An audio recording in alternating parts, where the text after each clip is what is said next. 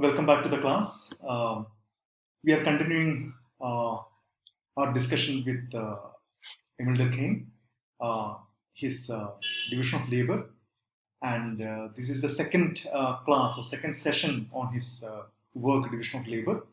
In the previous class, we discussed some of the very important concepts that Durkheim used in order to build his argument about a host of very interesting aspects, starting with this fundamental question: what holds the society together, and how are societies becoming more and more complicated? Or, in other words, Durkheim was trying to ask the question: how and why are societies undergoing social change or social transformation?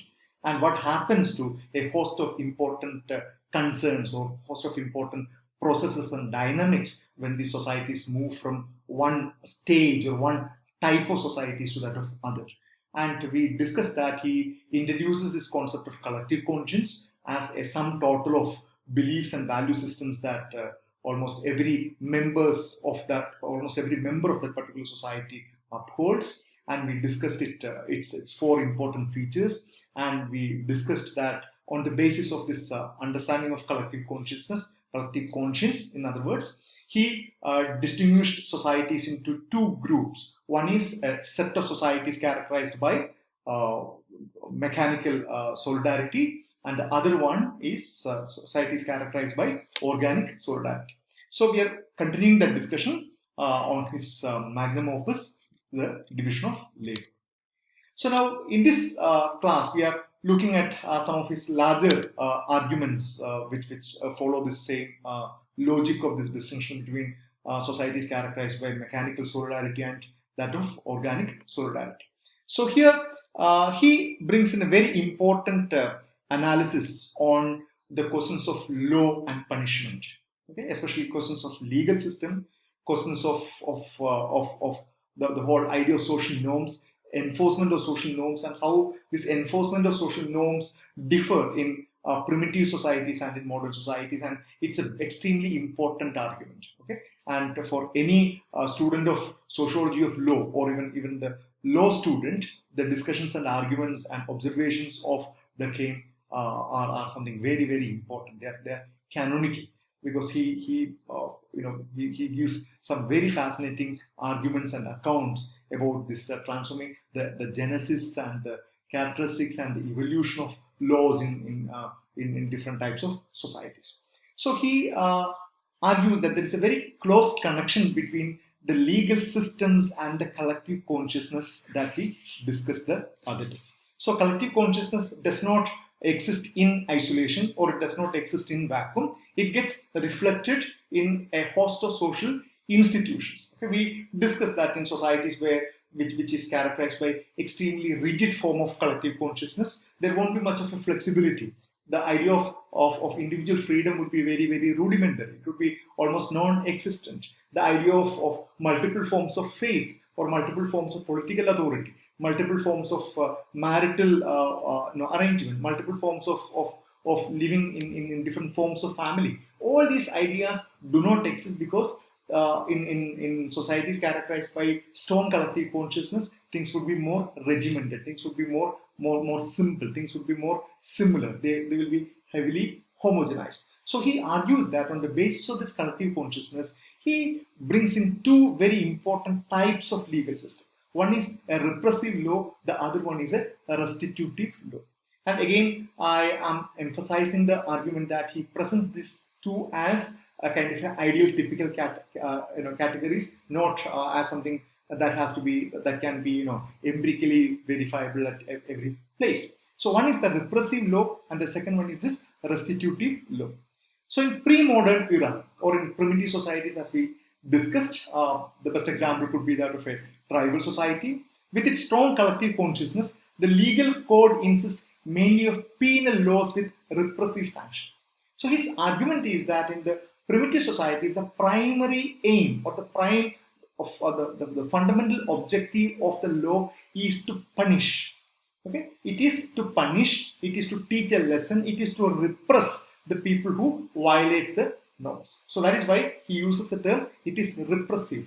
Okay? It is not these legal systems do not talk about reformation. These legal systems do not talk about giving an opportunity for that person to reform and then come back and then get reintegrated. No, these societies mostly function with the aim of penalizing the person, punishing that person. That is why he uses the term penal law or with repressive sanctions. It operates through the informal agency of society as a whole rather than through the authority of specialized institutions. And in most of the societies, you will not have specialized institutions like a court system or a legal system. Rather, it works as a collective agency of the society, and because the division of labor would be at a very rudimentary level in these societies. So he argues that violations fall under the jurisdiction of penal law. They are considered crimes and they are subjected to repressive sanctions ranging from banishment to dismemberment to execution. And if you look into the kind of punishment that existed in pre-modern world, it's a very interesting area of investigation. You will see that there were quite a lot of mechanisms and machines and equipments were developed by these societies to inflict maximum pain on the accused. Okay, so here if somebody was ordered to be killed, the killing process could be quite ruthless. It's not that the person could be killed immediately, but a host of civilizations across the world had devised very so-called sophisticated equipments to inflict maximum pain and to ensure that the person suffers the maximum before he breathes his last. So he talks about that there are different forms of punishment ranging from banishment from the community, especially in other words, you understand it as this excommunication. A person is banished from the community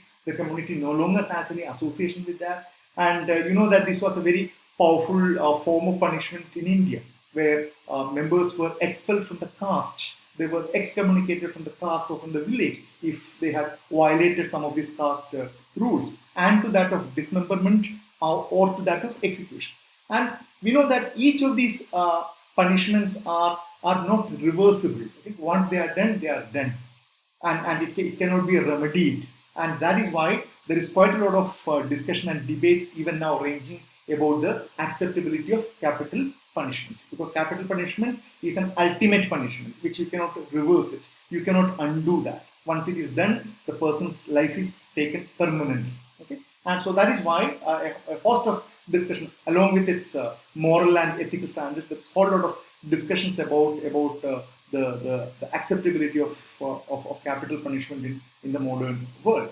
So the punishment of the function of punishment in such cases, Durkheim argues, is less to exact vengeance on the guilty rather than to reaffirm the authority of the tradition and secure the continued compliance of the innocent. It's an extremely important argument. Here he argues that you know that we usually ask this question: what is the fundamental aim of punishment? Okay, you know that when in a class when the teachers punish the children, okay, most of the time it also has the intention of teaching a lesson to others. It's not only to punish the person, punish the child who has done some mischief, but rather it also is used by the teacher to send out a larger message to others that this particular child or this particular boy or girl has done something wrong and I am punishing, and this is a message for all of you to comply. You are not supposed to violate the rules that I have set out or the school has set out. And that is how discipline was instilled or discipline was enforced. So here as well, Durkheim argues that in the pre-modern societies, in societies where this penal or repressive laws existed, the fundamental idea was to secure the continued compliance of the innocent. Okay? So the punishment becomes a performance. The punishment becomes a performance, it becomes a symbol, and a symbol which sends out message to others who are yet to commit a crime. That is why in most of these places, punishments were performed in public. Executions were performed in public. Even now, in Saudi Arabia, public execution is a public spectacle. Okay? Execution is a public spectacle. Beheading is a public spectacle. So in quite a lot of traditional societies, pre-modern societies, and execution, taking away a person's life, was done in full public view.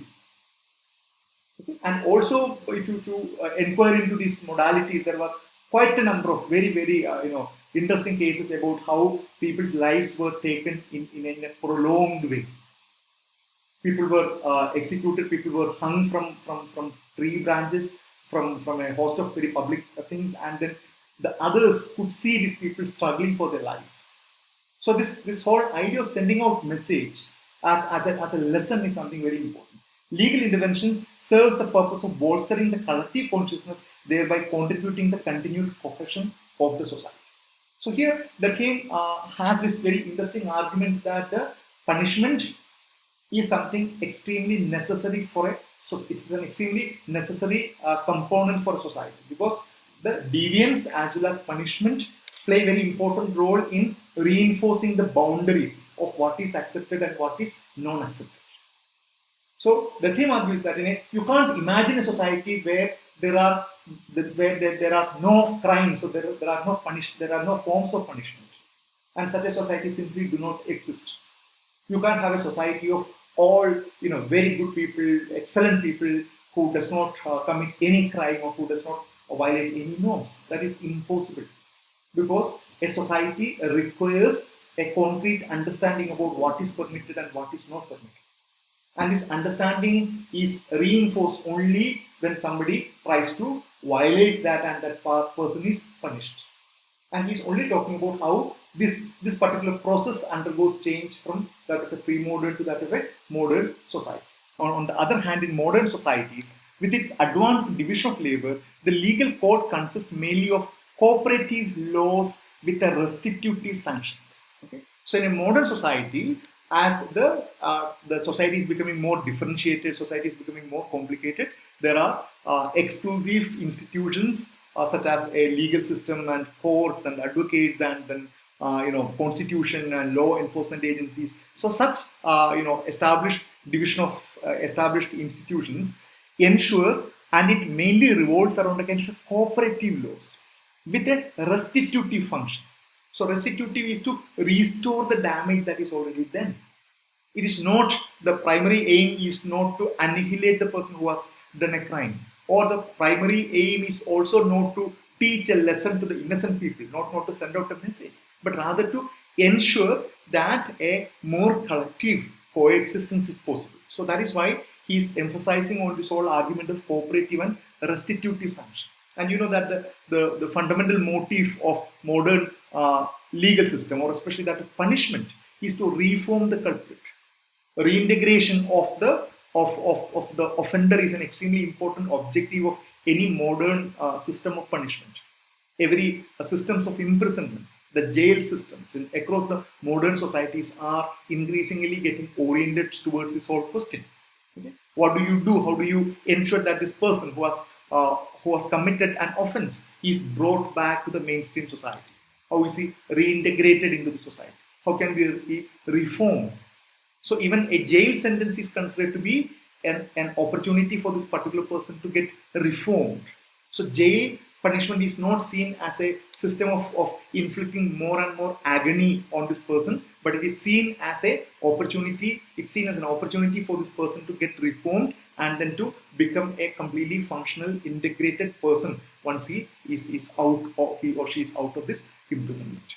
So cooperative laws such as civil laws, property laws, business laws, etc. become the dominant form, with the penal law reduced to a proportionately small fraction of the legal code. Very important observation. In modern societies, of course, you have a criminal system of law that exists to look into all kind of criminal activities, but an increasingly more number of legal domains emerge which look into the civil cases, in case of property laws, business laws, patenting laws and corporate laws, a host of laws which simply did not exist in the pre-modern societies. So this modern legal system is designed less to quash evidence than to achieve restitution, less to punish criminals than to restore the orderly functioning of the social life. So the fundamental aim is to restore the orderly functioning of the social life. Restitutive law, in contrast to repressive law, Durkheim argues, serves the purpose of managing cooperative relations and enabling individuals and institutions to work together in a regular fashion. And this is the most important argument. Okay? The legal system, it changes its character once it moves from societies characterized by mechanical solidarity to societies characterized by organic solidarity. Okay? From a repressive character, it moves into a restitutive character.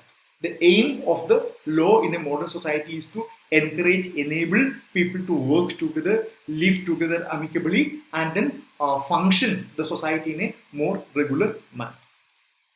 And from here, we will spend some time trying to understand how does Durkheim brings in this element of social change. Now, so far from the discussion, you must have understood that he is talking about two scenarios. One is a set of societies characterized by mechanical solidarity, another set of societies characterized by organic solidarity. Now, he's trying to explain how this change happens. How do societies from a mechanical solidarity moves into societies move into that of a organic solidarity.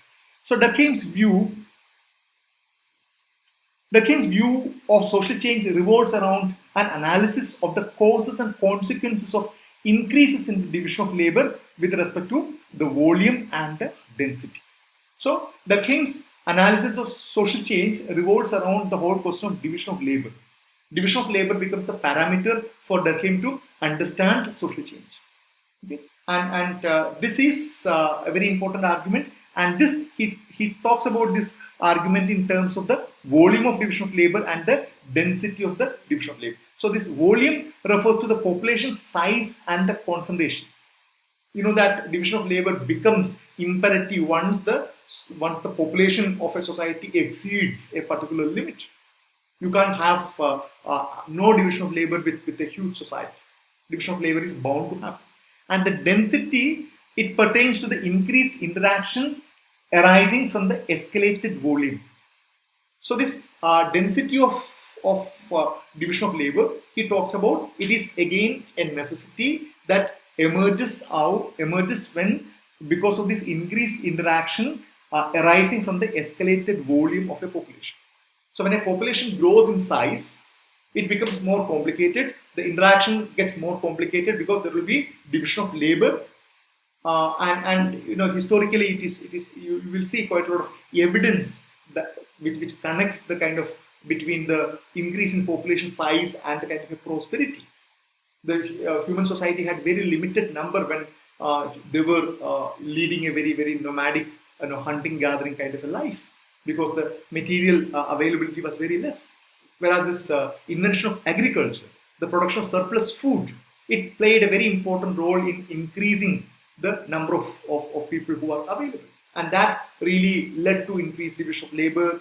People could devote more time into other activities because everybody does not need to spend their time on cultivation or agriculture. And that is why societies became more and more complicated.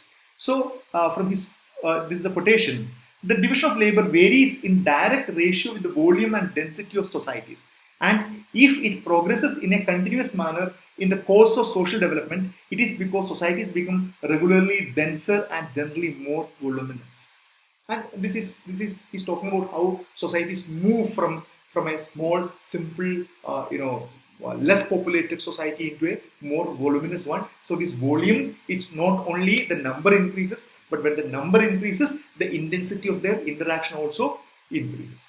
And Durkheim argues that Durkheim saw migration, population growth, and ecological concentration as causing increased material density, which in turn caused increased moral or dynamic density, that is, escalated social contact and integration. So all these aspects, the migration of people from other areas to one area, population growth and ecological concentration, because if there are natural barriers or natural boundaries, then you get to see that large number of people are concentrated in a particular geographic area.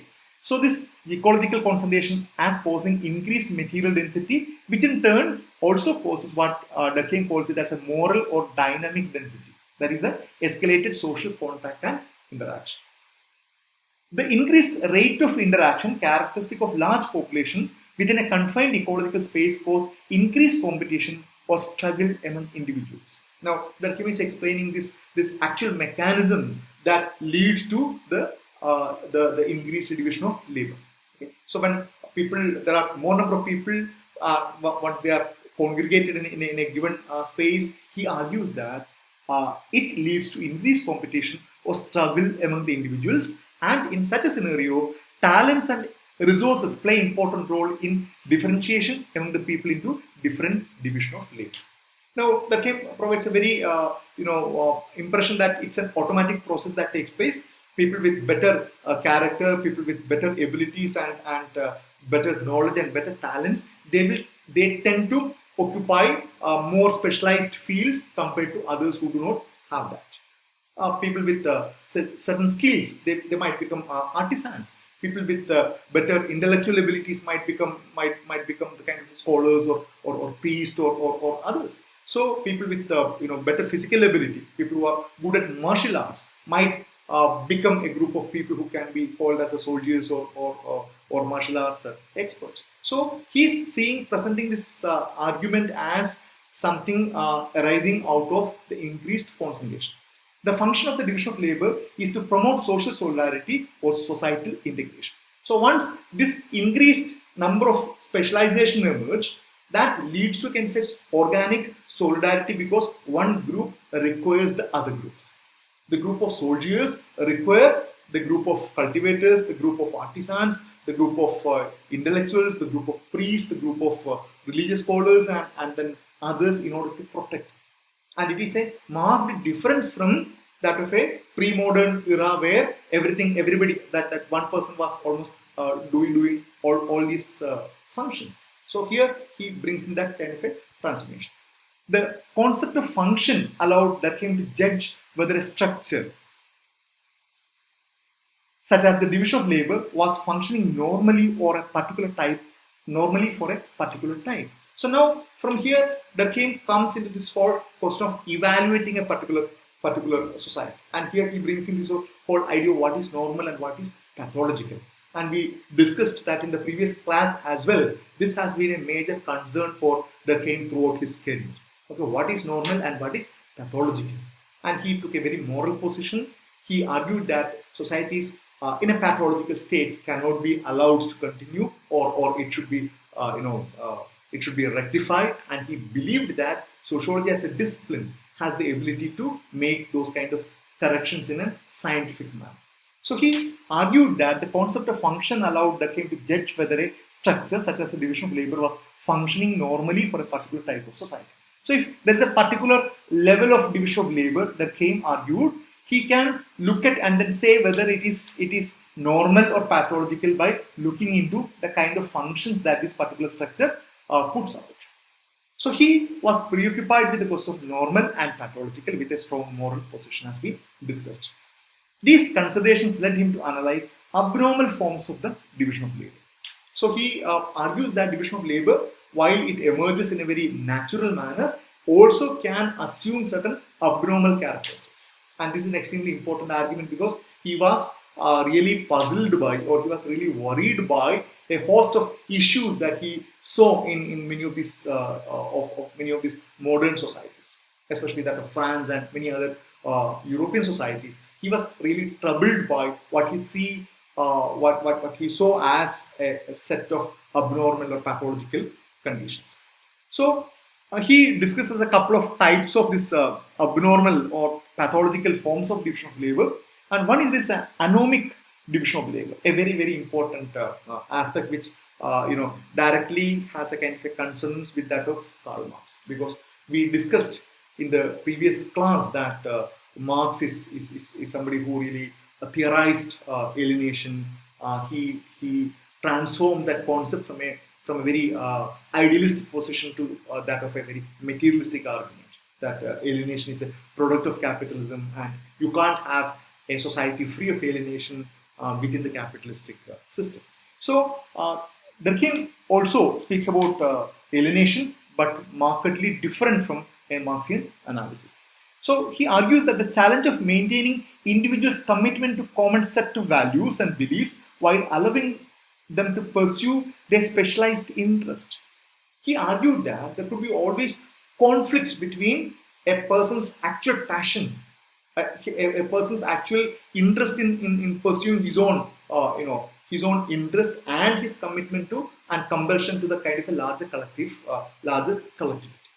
Okay, if a person is quite passionate about singing, but at the same time he might be forced to do a kind of a manual work because that is what is demanded from the society. So that, he argues, could lead to a situation something similar to alienation. So when transformations of society from a mechanical to an organic basis of social solidarity is rapid, it causes the generalizations or enfeeblement of values. With generalization, individuals' attachment to and regulation by values are lessened. So when this transformation happens, people usually lose their kind of the very strong sense of attachment to certain values, and people get alienated. And alienation is a result at the individual level, that because of various reasons they are not able to find themselves as being a part of a larger collectivity. But markedly, he did not agree it as something inevitable, unlike Marx, who argued that you can't eliminate alienation without eliminating capitalism, because capitalism has this structural ability to alienate workers, as per the Marxian arguments, which we discussed in the previous class. Then second one is what a second type of abnormal or pathological division of labor that Durkheim talks about is the forced division of labor. Division of labor does not emerge spontaneously, rather it's been forced upon people. Durkheim saw inequalities based on ascription and inheritance abnormal, as it works against the natural division of labor based on qualities and abilities. And it looks like Durkheim was rather naive in understanding the power of this ascription and inheritance. Okay, if somebody is inherited a huge amount of wealth, or somebody is born into a feudal family, an upper class elite family, okay, the kind of privileges that person is endowed with is something monumental, and that cannot be, and that person is already on a much privileged position in terms of his or kind of capitals, or kind of cultural, social, and economic capital, which is uncomparable with a person who does not have any of these capitals, or does not have any of these things. But Durkheim argued that this particular division of people who already have this this ascribed qualities. Somebody is being born into a particular race, particular family, particular caste, and then inherited a lot of wealth and cultural capital. This he argued as abnormal, because it works against the natural division of labor based on qualities and abilities. Because for him, the division of labor must be natural. It has to be based on a person's own ability. A person's own orientation and ability must really decide what should be the kind of specific vocation that he or she wants to specialize. But Durkheim identified that that's not how the society works, and he frames that as a kind of a pathological situation. He analyzes exploitation and class domination, but believed that with the transition into an organic society, these social ills will disappear. So that is why I mentioned that he had rather a very naive understanding about the about social inequality. While he was critical of Marx, he was also did not pay attention into the actual functioning of power relations. How powerful could be different forms of domination, and how domination it uses various resources, including direct force, including cultural domains, and a host of other things to maintain the kind of a domination, which was the favorite area of inquiry of Karl Marx. Then the inadequacy, the third type of problem that Weber identifies is the inadequately coordinated division of labor. Okay? Division of labor exists, but it is inadequately coordinated. Durkheim noted that specialization of tasks is not accompanied by sufficient coordination, creating a situation where energy is wasted and individuals feel poorly integrated into a collective flow of life. In his view, specialization must be continuous, with functions highly coordinated and individuals laced together through their mutual interdependence. Such a state, he argued, will be achieved as the natural and normal process of creating organic solidarity become dominant in the modern society. So he had a very he has an understanding of a very natural process of social change and an organic society which always strives to reach a kind of an optimal or complete integration, which which is realized through a very natural coordinated division of labor. And if that does not happen, it leads to quite a lot of problem. If division of labor is entrusted, if it is entrusted, if division of labor is imposed, that creates quite a lot of issues. So if individuals are poorly integrated into collective flow of life, that according to Durkheim can lead to a lot of issues. So in order to kind of summarize this work, combining this class as well as the previous class, as I told you, this is considered to be his magnum opus, Durkheim's most important work. Of course, he has written work on suicide, on roots of sociological method, but his doctoral work and his work and his book, The Division of Labor, is considered to be his most important work. And because it presents a very ambitious original work of Durkheim, that helped him to theoretically and empirically analyze inner dynamics of society as well as social change. So, if you look into the objective of his work, or if you look into the theoretical purview of this work, it's a very ambitious one. Okay? On the one hand, he's explaining social change. On the other hand, he's characterizing societies into two different types, modern and pre-modern, through a very innovative argument about this whole argument about collective consciousness, and then characterizing societies into organic and then mechanical solidarity through this analysis of division of labor. So in that sense, it's a very ambitious one, and this work laid foundation to insightful sociological analysis of law, morality, functional analysis, and a host of other issues. So as I told you, anybody who needs to study the relation between society and law cannot do that without studying Durkheim. The kind of a relation between law and society, an extremely important, very, very fascinating area of inquiry.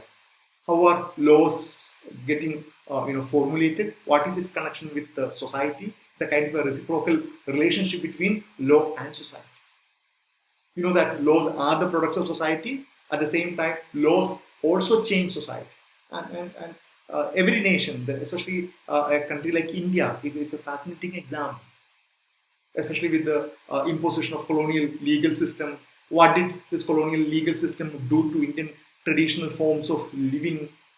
You can have different opinion about it, but structurally, how did it alter Indian society? How did it alter the cultural systems and social institutions of Indian society? Fascinating analysis. And any such analysis on law or on functional analysis or on morality, this Durkheim's work is a foundational one. Okay. So I'm ending the class here, and we will resume the discussion on Durkheim with his discussion on suicide in the next class. So thank you.